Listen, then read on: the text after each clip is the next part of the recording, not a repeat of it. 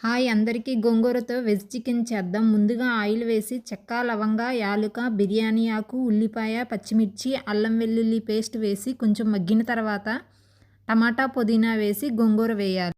గోంగూర కొంచెం మగ్గిన తర్వాత ఇప్పుడు ఇందులో సరిపడా ఉప్పు, పసుపు, కారం వేసి కలిపి ఇందులో కొంచెం కసూరి మేతి, మార్కెట్లో దొరికే వెజ్ చికెన్ పీసెస్ వేసి సరిపడా నీళ్లు పోసి మూత పెట్టి 10 నిమిషాలు ఉడికించాలి.